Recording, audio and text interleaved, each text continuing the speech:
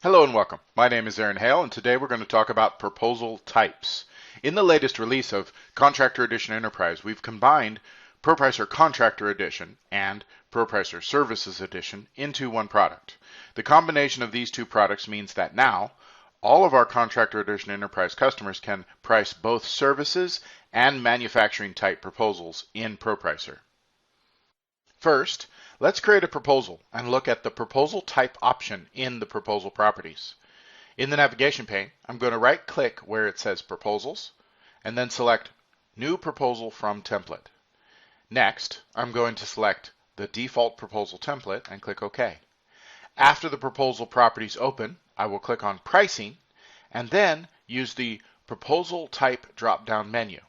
The options here are Standard and Services. I'll select Services and then click OK.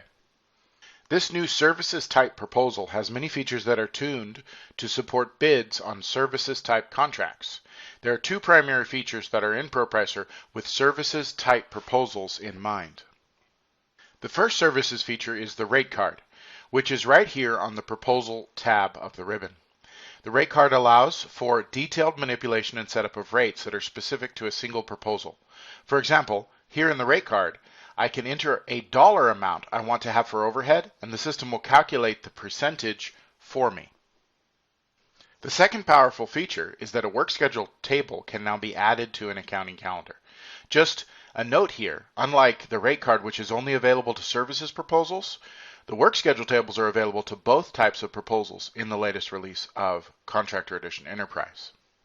The work schedule table is found in the Rates/Tables section of the navigation pane. The work schedule lets me assign the number of hours a person will work in a certain month or in a year. It also lets me calculate paid time off, sick time, and other hours to show the difference between productive hours and non-productive hours. Additionally, I can add rate modifiers for calculating things like overtime and hazard pay. Once a work schedule table is set up and connected to the proposal, I can assign work schedules and rate modifiers to each resource as needed.